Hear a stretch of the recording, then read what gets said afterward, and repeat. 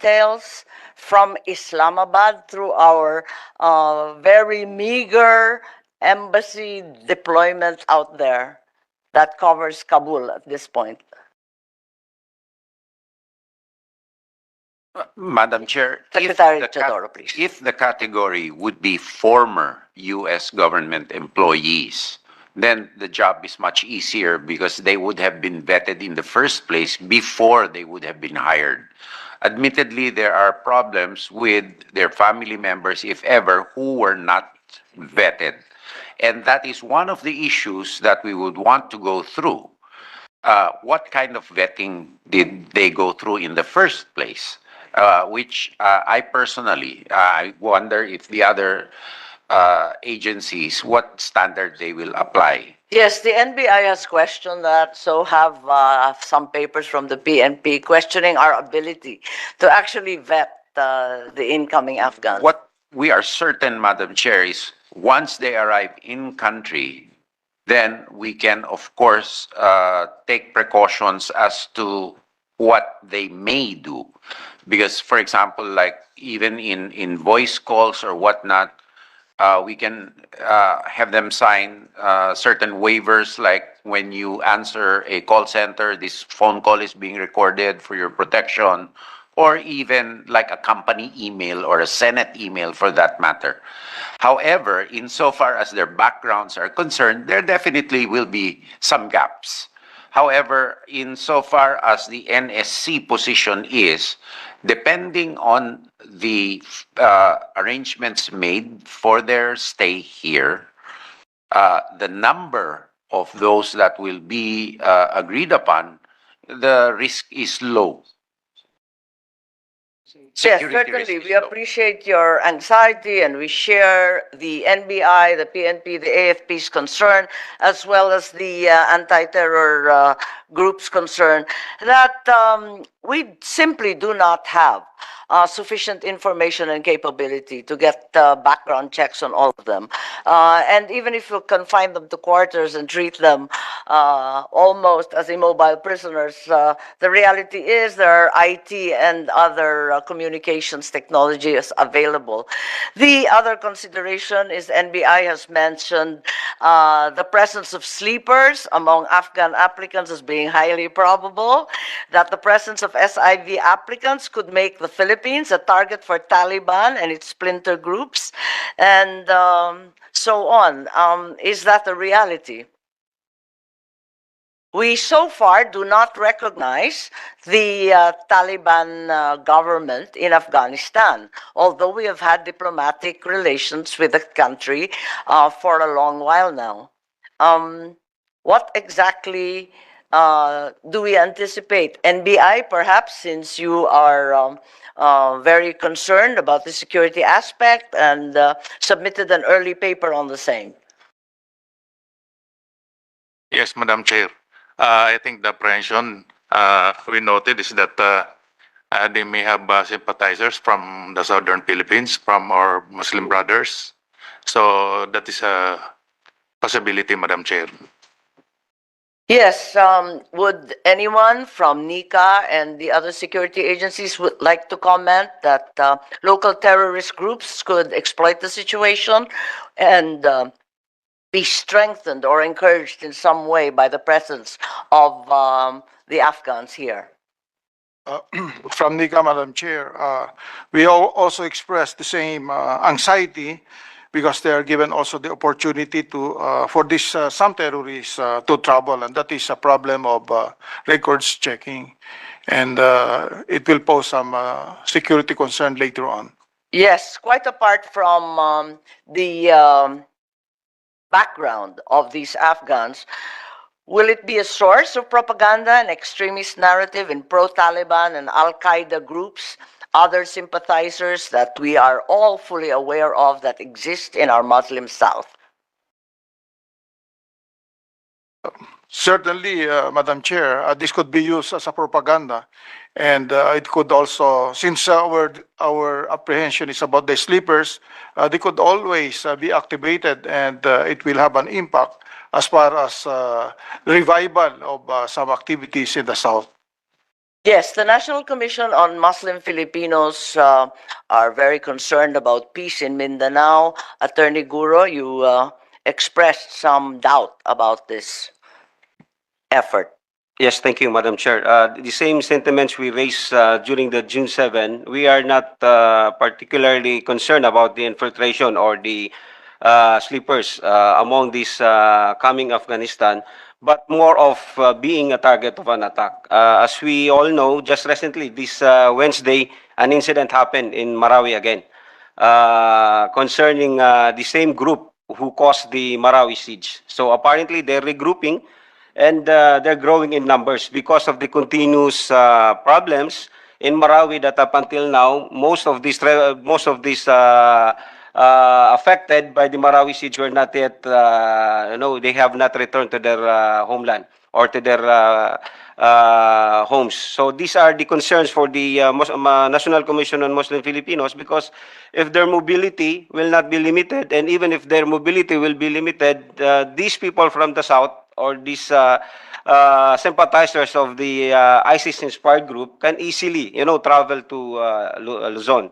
And that is the concern, actually. We agree with the Security Council that as far as the infiltration of, Taliban inspired from this Afghanistan, that is very slim. But for the security concerns of those within the Philippines already, like the sympathizers of these leftist groups.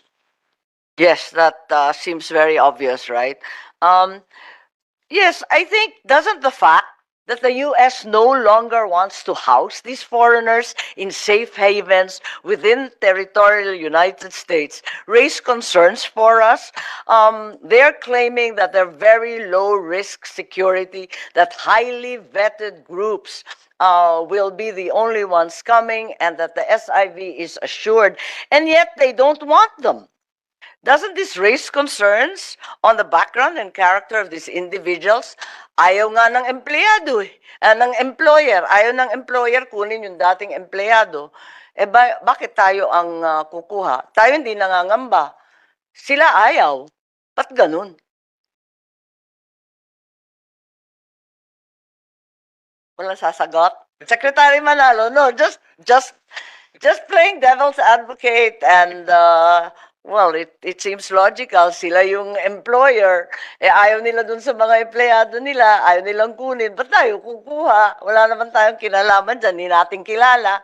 Hindi natin kaano-ano. Naaawa tayo, pero maawa muna tayo sa sarili natin. Yes po. Yes, Ambassador Babes, Jinggoy. Well, actually, Madam Chair, sinabi na nga ni Secretary Manalo, which I confirmed, that itong ang special immigrant visa, kailangan talaga, bago sila makapasok sa Amerika, ipoprocess sa labas. Iba yung refugee status kaysa dito sa special immigrant visa. Kasi the minute they approve that, talagang they can come to the United States, work here, live here, and this is going to be their new home. Yun ang pagkaalam namin sa special immigrant visa.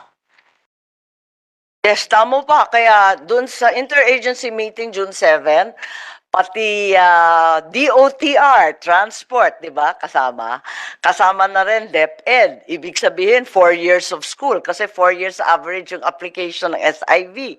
Mag-eskwela pa ba yan? Elementary at high school, di ba? Kasi pinatawag kayo. Sino-sino pa pinatawag? DICT, DOST. Lahat tinawag di ba? So, pang matagalan yan, hindi yan 2 weeks na sinasabi ipoprocess. Senator Jinggoy, nagtaas po kayo ng kamay. Nakamute po, Senator Jinggoy, nakamute ka.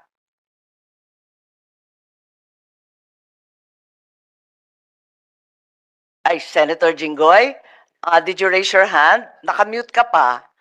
Ayun. Ayun. Senator Jinggoy. Yes, Madam Chair, for those Afghan nationals who will be denied the special immigrant visa, may I know what is the plan of the United States, and where will they go if their temporary visas will expire? Who will cover the expenses if they need to leave the Philippines? Well, silang gagastos ng lahat. And if they are, as they put in that concept paper, they will repatriate them to a third country or bring them back to where they are. But they claim that the percentage of this is practically nil. Yes, Mr. Ambassador, I was just wondering, why did they choose our country? Why not other ASEAN countries like Thailand, Malaysia, Indonesia, Brunei, etc., etc.? I was just curious about it. Well, let's put it this way. Ang tingin nila, we are an ally of the United States. So tinanong nila sa atin kung that we're willing to do this. And it's true, yung sinabi nga ni Senator Tolentino that we've had a history of really accepting this even from before. Alam mo, for instance, yung ginawa ni President Manuel Quezon, hanggang ngayon, dito sa Amerika, yung American Jewish community, lagi nilang sinasabi nila ang Pilipinas ay talagang nakatulong sa kanila. So they're really going out of their way rin whenever they can. Marami nagsasabi sa akin sa Israel, yung ating mga OFWs, iba yung trato sa kanila. They give them special care dahil sa ginawa ni President Quezon. So I assume that, as pointed out, even if they're not refugees, we have a reputation for being able to be open and helping people in distress. Yes, what about the vetting process, Mr. Ambassador? Who is going to vet them? Well, the U.S. government will vet them. Actually, they are going to be vetted first before they come to the Philippines. We are going to, as Secretary Manalo said, we're going to issue them a temporary visa to come into the Philippines for about 59 days. So there is a time limit for that visa. And once it's expired, the United States is, I assume, obligated to bring or either process it immediately or they have to leave the country. Yes. Are we not going to be involved in the vetting process, Mr. Ambassador? Well, our vetting process is really going to be before we issue the visa. And all of this information has to be given to us, whatever information that we can get on the people that we're giving these visas. Ambassador Romualdez, I'm sorry, Jingoy. What visa? We're giving them a visa before they come to the Philippines, Ambassador Well, Romualdez? I think they're giving, from what the understanding Apply sila kay Ambassador sa Islamabad? Dadaan mo ng Islamabad bago pumunta sa Pilipinas? Nalito yata ako. Well, yun ang pagkaalam ko that we have to issue them some kind of a visa to be able to stay in the Philippines habang they're being processed. Madam Chair? Ibigay yung visa saan? Sa Kabul? Wala na tayong embassy sa Kabul, di ba? Pati US. You mean to say, upon arrival, may visang ibibigay ang Pilipinas? Yeah, well, itanong natin kay Secretary Manalo kasi yun ang understanding na naririnig ko na sinabi sa akin. Interject, Madam Chair. Yes, Senator Jinggoy, sorry. Yeah, Mas Madam lalo Chair, yata di ba- akong nalito. Pasensya. Hindi ba doble-doble ang pag-issue ng visa? Mag-i-issue tayo ng visa dito sa Pilipinas, tapos mag-i-issue ng visa sa Amerika. Bakit din na diretso sa Amerika? Bakit kailangan pa rito? Well, Mamasyal pa muna. Teka. Oo. Secretary Manalo, please. Mag-i-issue upon arrival ng visa sa Pilipinas. Ma'am, Pero sabi ni Ambassador Babes pagkatapos nating screen, mabibigyan natin ng visa. Upon arrival, nakapag-screen na ba tayo o umaasa lang tayo sa sinasabi ng mga Amerikano na mga okay itong mga taon to? Secretary Manalo. thank you, Madam Chair. I think what Ambassador Romualdez meant to say is that we have to issue a visa before they arrive in the Philippines. So, bibigyan sila ng So, 99. saan nila makukuha yung Well, visang yan? Dadaan muna sila sa Islamabad? Normally, it would Yun have ang to be, coverage it would have to be through Islamabad. Islamabad PE would issue the 9A visa para maka-enter sila. Napakagulo naman, ang dami naman nilang papasyalan. So, iikot muna, galing Kabul, pupuntang Islamabad. Mag-a-apply sa iilang Pilipino sa embassy ron. 9A. 50,000 sila, katapat nila 3 Pilipino. Ganun ba yon? Normally, ganun. That's what we would do now. Tapos, sa Islamabad, pumayag na ba yung Pakistan dito sa scheme na to? Hindi, kinukonsult pa namin ang Islamabad. Hindi pa alam ng Pakistan. Magugulat na lang sila, dadagsa yung mga kung sino-sino ron. Okay. Tapos, liliko na ngayon yung eroplano. Pupunta, babalik sa Pinas. Ganun ba yun? Biglang landing sa Clark. Po. Electronic appearance at the counter in Islamabad. Anong level ng screening kung pindot-pindot lang? Test. Yes, Madam Chair, thank you very much. Before this Afghans, which are fully vetted, with assumption, Fully vetted Vetted by the by the Americans. chief of mission Okay, of the U.S. of the US. Embassy it is still the and obligation. not the Filipinos. We've never met them No, before. not yet. It Okay. is still the Philippine obligation. It is the obligation of the Philippines to give to process them because they are Category A restricted nationals. All restricted nationals, there are other countries that are classified as such. We do a face-to-face interview, and before that, documents that we request from. All of this is going to happen before they come to the Philippines? That should be the case, Madam. That should be the case. This is your and my understanding of Yes. what normally Yes. occurs, right? But you said it correctly that there is the capacity of Islamabad PE is Philippine Embassy in Islamabad is a little bit of a challenge, and at the same time, Madam Chair, it is in the concept paper of the Americans, they prefer that these Afghans will fly directly from Kabul to Yun Manila. nga. Di ba diretso So- Kabul dito sa New Yeah. Clark, pupunta sa The Crib sa New Clark City, di ba? So, yeah. Yun ang sinasabing plano. Wala naman binanggit na Islamabad. Di Ay, kita wala nga. walang visa Wala. Mm-hmm. ang pinagsasabi. At sigurado ako si Ambassador Cervantes at ang buong Pakistan government walang alam tungkol dito. Secretary Manalo, please. Yes, ma'am. Kung ngayon, if we agreed, halimbawa, just example, and we didn't do any change in our visa procedure, talagang dadaan sa Islamabad PE. But in the event na we are now open to this idea, we may have to find additional or different kinds of processing, like maybe through electronic, etc., para lang ma-accommodate yung number. But wala pa tayo dun. I'm just saying na, but if it were held today and we agreed today, ganyan, they would have to go through Islamabad. Dahil kasi, nagtataka ako, in the United States, they very clearly have their Afghan Allies Protection Act of 2009. The legal infrastructure is very clear-cut. It was amended twice, most recently in 2021. Kayang-kaya nila ayusin yung sa kanila.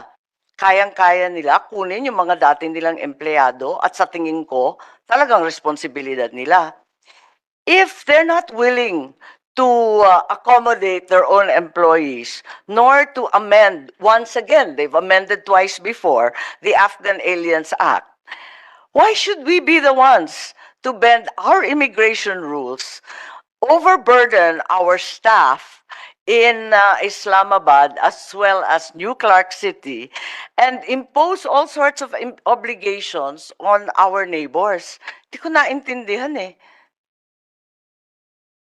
Yes, Secretary Manalo, Ambassador Babes, does this seem reasonable?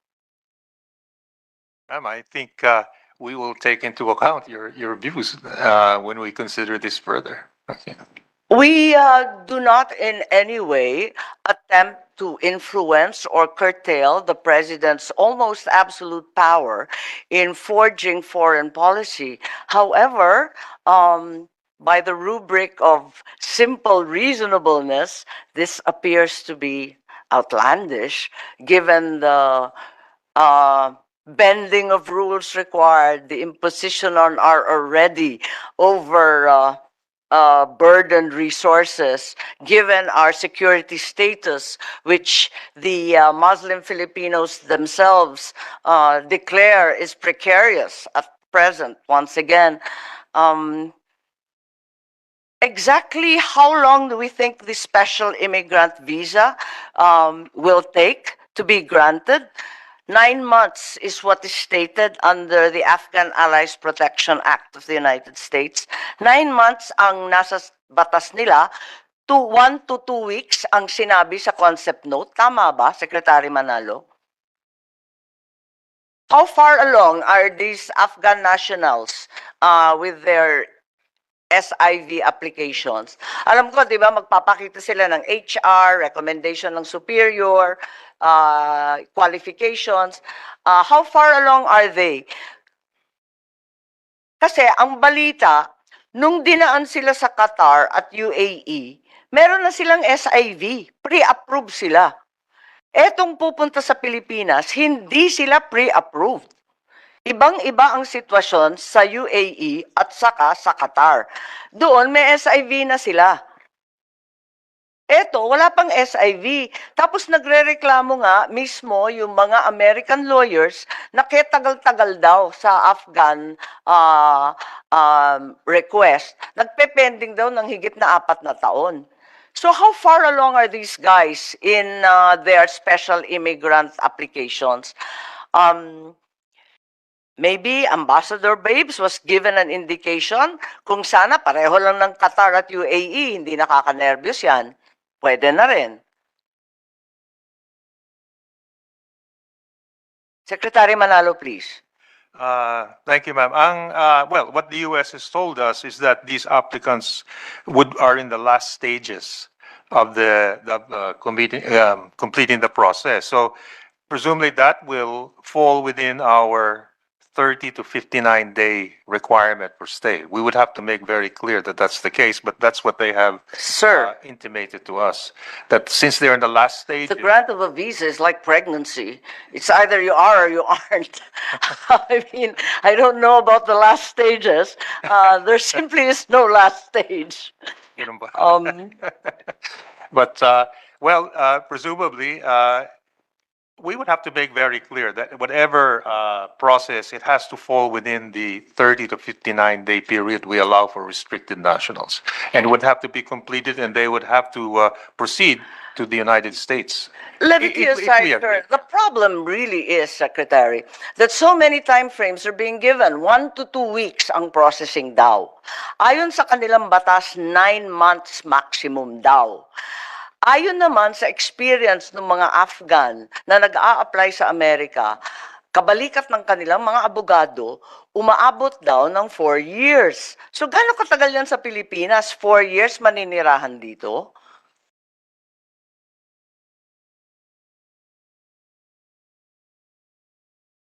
Ma'am, Yes, but which timeline should we believe? Apakadami eh. Asa 1 to 2 weeks, 30 to 59 days, tapos andon 9 months to 4 years. Alin po? Ma'am, I think responding to the question based on their concept note that after a trial of a few, they do not process, we can discontinue it on our option. That's right. That's And right. it is also, it also cuts against what they want to do if they will not process those notionally in here quickly because they can't process others because we will limit the number if we agree notionally. So that is the default, but we understand, and I personally am aware of the backlogs of the Homeland Security in the United States. So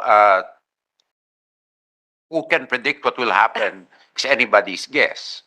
That's correct. Like I said, I have personal experience with the humanitarian parole, and it grants you no status at all for years upon years. Secretary Manalo.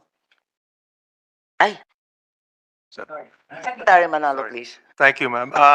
Well, I'm just going to quote now from the concept paper, which the U.S. And on that particular case, it says that the processing for these visa cases, so those applicants, would take 30 to 60 days after which the U.S. government would transport these Afghan nationals to the United States for permanent resettlement or, if found ineligible, to another country. So I'm just quoting from the concept. Now, so this would fall, I mean, assuming we agree to this. So wala yung 1 to 2 weeks? Wala- Kasi yun ang na-quote kay Ambassador Romualdez yata Well, or some other DFA official. It could take, maybe in some cases, earlier than 30 days. But I think what the U.S. means here is stops. It won't exceed 60 days. Okay, on the magical 60th day, what will occur? Wala pa yung SIV. Well, the U.S. Would be obligated, as we see it here, to transport these nationals, if ineligible, for example, hindi nakaabot sa 60 days, to another country outside the Philippines, not the Philippines. They wouldn't stay in the Philippines. If the application is disapproved, the applicants are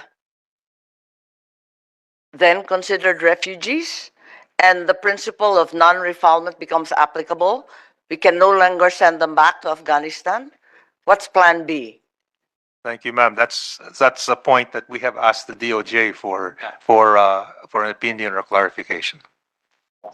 The obverse could also occur if the Philippine government classifies the applicants as not having refugee status, repatriates them to Afghanistan, where their visa applications are not approved. The Philippines will be in breach of its obligations under 1951 Convention, 57 Protocol, and something happens, unfortunately, to these applicants. It later turns out the government misqualified their status, and they were, in fact, refugees. We've seen many, many movies about this. This has happened too many times. What happens to the Philippine status then? What happens to our reputational risk, as it were? Secretary Manalo, please. Thank you, ma'am. Well, that is a point that we've also been Parang labis-labis na papogi to. Baka madali tayo ng hindi oras. Yeah, we have also, in a similar vein, looked at the issue you have raised. And in fact, we've again also posed that question to DOJ and get their opinion kung ano kaya yung implication kung mangyari yan. But yes, that's also an issue that we are also contending with, the point you raised. Okay, does DOJ have the courage to answer? Because I'm not sure. Your Honors, we concur having received the request for legal opinion coming from the DFA, and we are in the process of finalizing our legal opinion. May we just clarify that we agree with the statements made that these Afghan nationals are not refugees because there is a process involved in being recognized as a refugee under the 1951 Convention, the 1957 Protocol, Your Honors. Yes, thank you. And okay, just points of information. To your best knowledge, Ambassador Babes, Romualdez, Secretary Manalo, considering that the U.S. Embassy in Kabul is no longer operational, who's the chief of mission who will be approving, vetting, and sending over their Afghan employees? Thank you, ma'am. Yes, that's an issue we were going to ask the U.S. If we ever got to talk to them again on who is this COM, since there's no more embassy in Kabul. But their concept paper mentioned a COM. But So surely they know who the guy is That's why and where he stays. That's why we would ask. Most likely it will be someone in Washington, but we just have to confirm. Ang magve-vet yung Washington, I- i-vet niya yung nasa Afghanistan. I'm just guessing, but Parang ang gulo, no? It can't be a chief of mission in Washington. It's a mission somewhere. Are you sure? Yes, indicated him. The chief of mission na sakop ang Afghanistan dahil Yes, nagsara yes, yung Kabul. yung Hindi may- Washington yan. Yung may Afghan desk sa State Department who holds. Babalik sa State Department, Washington? No, she will just oversee. Apparently, the one in charge of the Afghan. Mas magulo naman yata yan sa atin. Well- Guaranteed delay yan, State Department. Pwede natin. Babalik sa swamp. We will raise that with them if we see them. Walang malapit-lapit na chief of mission? Paano yung chief of mission dito sa Pinas, sa Manila? Si Ambassador dito. Hindi, kasi nagtatanong ako, Ah. dahil, paano naman yung ambassador natin? Si Ambassador Cervantes sa Islamabad, sinong kadil niya? Hindi natin alam kung sino yung counterpart niyang kano. Mm.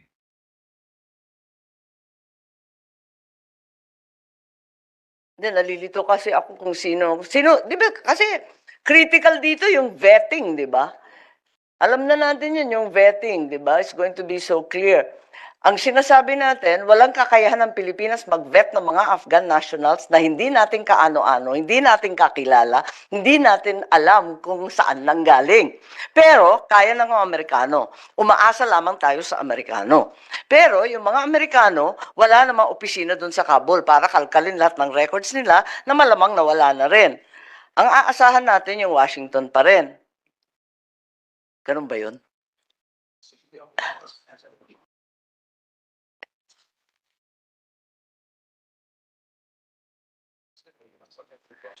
Since we're only going to be taking the words of the Americans for granted, we'll take the word of the Americans for the ironclad vetting procedure. Which Americans are we talking to sana dito, no? Since we have no capacity nga to conduct our own screening and background. Yes, Secretary Manalo? Madam Chair, as you said, and I think the points you have made are very relevant. Kaya we are really, the next step really would be to put together all of our information and really have due diligence among our security agencies, just to be sure that these points are considered if we decide to talk with the U.S. And then the issue of the COM, in fact, that was one point that I raised in our internal discussions, who exactly is the COM? And in fact, we will have to be clarified this with the U.S., and I think the points you've raised are also relevant, that perhaps if it's in Washington, there might be a problem because of distance. I don't know, but we could certainly raise that point. But they have not yet in their concept paper identified who this would be, who this Pero is. pag chief of mission, di ba? Siyempre nasa abroad yun. Hindi naman Washington yun. They're referring us to some office somewhere. Okay. So, okay, just to round up the loose ends here. Since the Afghan nationals previously worked for the United States government, some of them will be targets of reprisal by anti-US terrorist groups. How do we intend to protect them? We don't want to keep them prisoner. We don't want to confine them to a restricted space and deprive them of freedom of mobility. At the same time, we're fully aware that they could be targets. How do we protect them? Perhaps we can ask the AFP, the PNP, what will be the cost of such protection? Ma'am, for the part of the PNP, as mandated by law, we are to provide the necessary security assistance and for those who are here in our country or sojourning this country. And for that matter, we have prepared some briefing presentation if Madam Chair will let us permit us to have it shown in. That's okay. I'm just happy to hear that you have something prepared, and please submit them. We'll peruse them at the right time, given the status of the situation. How much will it cost to provide all this extra protection? Already, the city of Marawi is crying for additional armed forces assistance. Madam Chair, until this time, we have no cost of the security arrangement that we have planned because of the number of those Afghan nationals who will be coming over. Yes, Thank you. the exploding cost of living is no secret to anyone, and more of our countrymen are experiencing hunger. Repeatedly, it has been said that the U.S. will absorb all costs. While some of these are easily determinable, the reality is that other costs will not be readily apparent from the outset. And the personnel, for example, that you will have to assign for protection, and the DepEd that will have to take care of the children and siblings involved. They will no longer be able to perform their regular functions for our citizens or for the agencies. Will there be compensation for this government, for the government employees, and even private citizens who will be similarly burdened? Ambassador Romualdez, you've been adamant that the Americans will pay for everything. That is the understanding I have, Madam Chair, because they told us that when we have a formal discussion on all of these matters that we want to take up, they will, of course, look at it and see whether it is in fact really viable for them to be able to, if we present them a cost that this is what it will cost us, and you said that you will take care of everything, this is what we have. So on that basis, we can actually either say yes or no. They just would like to know from us whether we are prepared to sit down and discuss all the issues that were pointed out earlier and also by you, Madam Chair. And I think that by then we will know exactly what the real score is, if this is going to be everything taken care of by the United States or the other things that we have other concerns, like for instance, you said about the visas and all that. That also entails cost, obviously, or at least personnel that we will have to assign. Yes, thank you very much. The worry, of course, is this becomes a lingering problem. We have no set timelines, and 4 years would be a very long time. That's the entire high school period. I doubt if DepEd will be able to undertake all that. In any case, just to round things up, what is the status finally of the U.S. request? At which point are we? Is the approval still under negotiations? Has it been recommended for approval by the president? And is the executive branch merely fine-tuning the details, given that apparently there have been several interagency meetings already last year? A meeting, I believe, in April, thereafter June 2, and then June 7, the latest. What, therefore, is the status of the U.S. request for the Afghan nationals to come to the Philippines? Yes, Secretary Manalo, please. Thank you, ma'am. Well, first, we have not entered into any negotiation with the United States on this issue. It's only been through informal contact. In fact, This is not considered a negotiation, even if a formal concept note was actually provided not- and the State Department followed up. not considered, at least as we know it, because it's just an idea of the U.S. and we just we have within the Philippines gone over it and given our ideas to each other.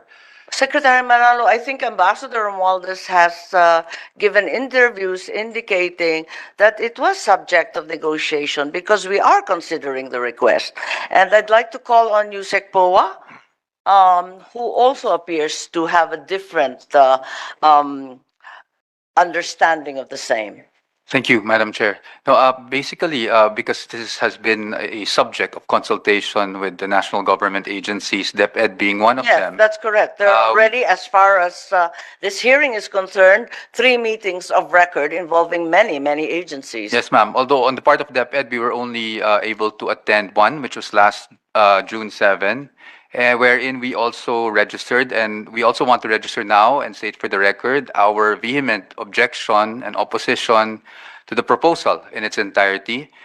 This has been formalized through, again, as I've said, through our comments submitted to the Anti-Terrorism Council, mainly on legal grounds and on security issues. If I may just quickly summarize. Yes, on the please legal do so. grounds, the department, of course, under the stewardship of the Vice President, Secretary of Education, feels that this will delve into an issue of sovereignty.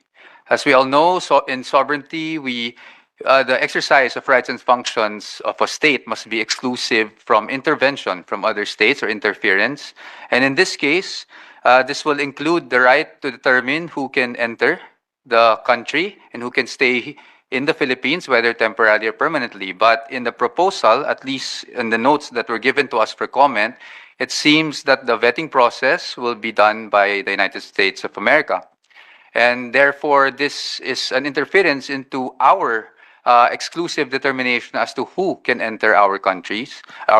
And secondly, of course, as I've mentioned during the June 7 meeting, um, it, based on the information given to us, the only reason why the U.S. will not be processing these Afghans in U.S. territories is because some internal rule, law, regulation prohibits them from doing so. And if we may echo what the statement of the chairperson, why would the U.S. expect us to bend our rules if they are not willing to be flexible in theirs?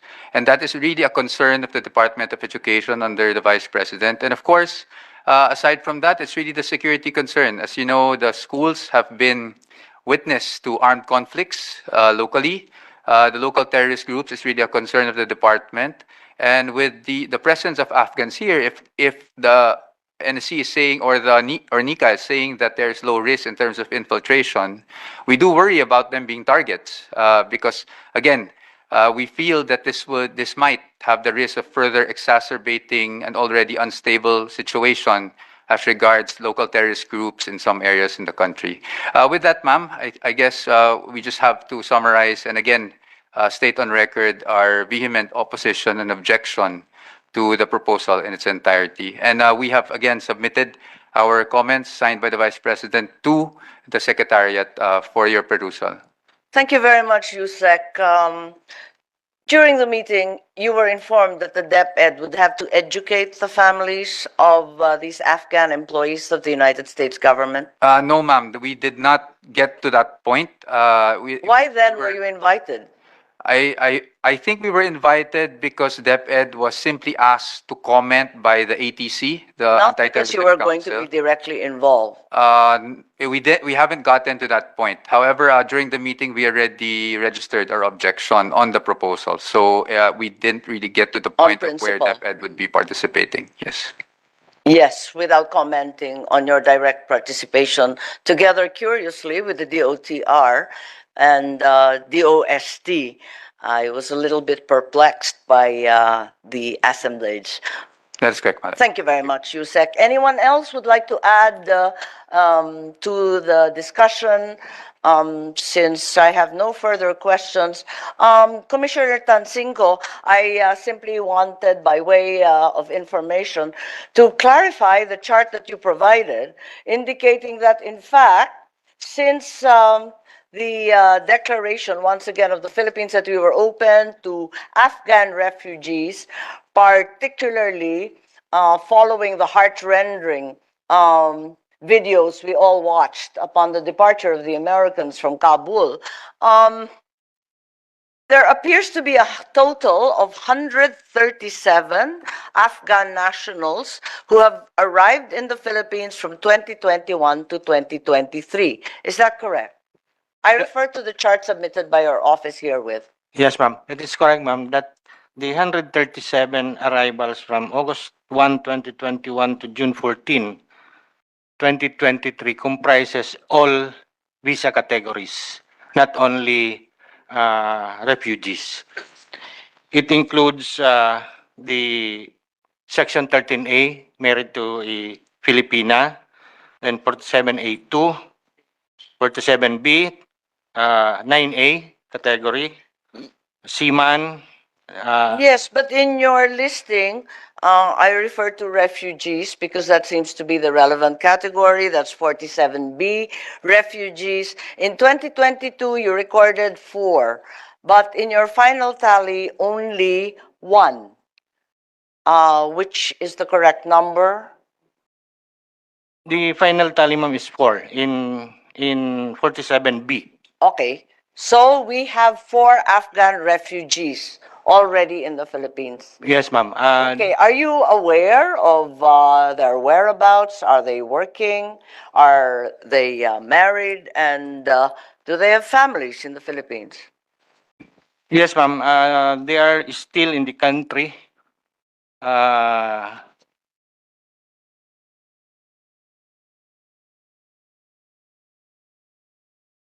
Yes, so we'd like any information on them if you don't have it on hand, even for 47A2. Because that seems to be a large number, 42 Afghans under 47A2. The 4782, ma'am, on the 2021 year, the 31, this includes the 29 that arrived in September 8 of 2021, but they all departed on December 20 of the same year. Okay.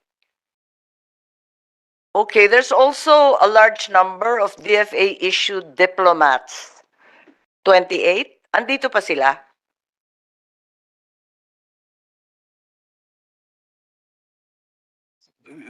We have no data as of now, Madam Senator, but these are all issued by the Department of Foreign Affairs. Thank you. Tinatanong ko lang kasi kung baka naman, kung 137, kahit papano, may community na ng Afghans dito, kaya karapat-dapat lamang na pumunta sila sa Pilipinas. Pero kung aapat lang at hindi pa natin alam kung nasan sila, palagay ko hindi community yon. Wala silang pag-uuwian, wala silang kamag-anak, wala silang kakilala. Yun lang ang tinatanong ko dahil nalilito ako kung bakit ang Pilipinas ang napili sa dinami-dami ng bansa. Samantalang alam natin, napakaraming Afghan sa ibang lugar sa Europa, napakadami sa Pakistan, karami-rami nila sa iba't ibang bahagi ng Asia. Yun lang. Anyone else who would like to add something, maybe from the AFP? Anything else that you'd like to share with the committee, please? That's right, ma'am. As far as the AP is concerned, ma'am, we are aligned with the statement of the Secretary of National Defense on this issue, ma'am. He already took into consideration our Yes, national sir, security. Colonel. Which statement of the Secretary? Everything, ma'am, and on the more specific level, ma'am, for us, for the AP, ma'am, we also join the manifestations of the NBI, ma'am, on the security level, ma'am. It would be more prudent to limit the movements and engagements of the applicants, if ever this will be granted, to the specific site, ma'am, for the protection of also of both parties, ma'am, the local population, also the applicants, ma'am. And also, ma'am, finally, ma'am, So I take it to mean that the DepEd and USEC PUA are alone in their vehement objection. also join their manifestation, ma'am. Also, You can't join everyone, Colonel. yes, ma'am. Pick a side.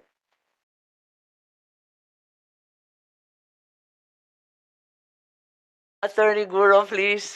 Yes, Madam Chair, we share the same position with DepEd in as much as we welcome the Afghans because they are our brothers and sisters in faith, but with the current discussions ongoing, we are not sure, not really on the protection of our citizen, but for their protection, which might affect also because one factor to be discussed here also, as pointed out by Secretary Teodoro, is the type of accommodations that we have. These are Muslims, so the religious and the cultural sensitivities of these people should be factored in also. So we join with the same position with DepEd. We vehemently oppose to in its entirety for allowing them to be housed here in the Philippines. Higit sa lahat, Attorney Guro, hindi ba dapat unahin ang housing sa Marawi City kesa sa dito? Okay, sino pa? May dadagdag po? Anyone would like to add? Yes, Secretary. Just a Teodoro, final please. recap, ma'am. I know you're brand new and you weren't privy to the earlier discussions. Yes, ma'am. Thank you. So, insofar as the department is concerned, this is now dependent on the legal opinion, depending on the legal opinion to be given and issued by the DOJ. If they say it's legally permissible, then, As a bar top notcher, what is your legal opinion? ma'am, I I forgot. won't nail you to this, the Secretary of Defense. It's just you and me, Gibo. No, ma'am, there are ways that it can be legally permissible, but we have to anticipate the what ifs. Right.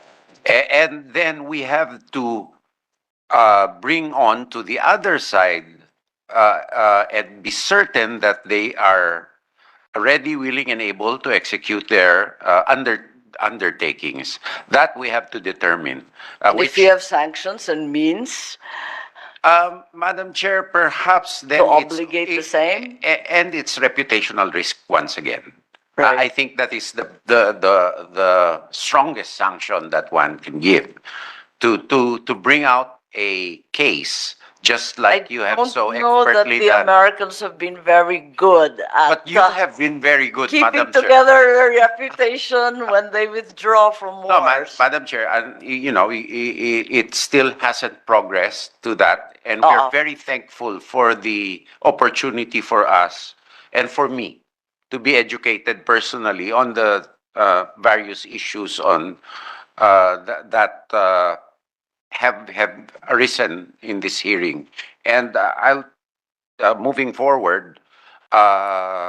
We will be really cognizant of this issue should the discussion, should the interagency position move forward. Thank you very much. And perhaps the last word goes to my much older relative, Ambassador Romualdez, please. Thank you very much, my younger relative. Anyway, well, thank you very much, Madam Chair, for this. And I totally agree with Secretary Teodoro that whatever was brought out here these are concerns that obviously we have to really look into. But I just wanted to correct one point: there's never been any real formal negotiations or discussions with the State Department. Has just been following up with us here at the embassy in Washington D.C. And of course, they're always anxious whether it is a yes or a no. And the sooner we do that, obviously, the better it is, because that way, by the way, it will also take them perhaps about 4 to 9 months, I understand, to be able to make sure that whatever facility that they will be using is precisely what we're concerned about, which is secure, everything that is needed for the board and lodging of these Afghan nationals will be in place. So that's why they're asking, following it up with us, and it's up to us what we want to do with it, and whatever concerns we have, whatever we want to tell them, they're prepared to listen. And if it's something that's possible, they'll do it. If not, then they go to another country for this. Salamat. Maraming salamat. The worry, of course, is that elections in the United States are ratcheting up, and politicians everywhere make dreadful mistakes, whether in Washington, D.C. or in the Philippines. So with that, we close this hearing. We certainly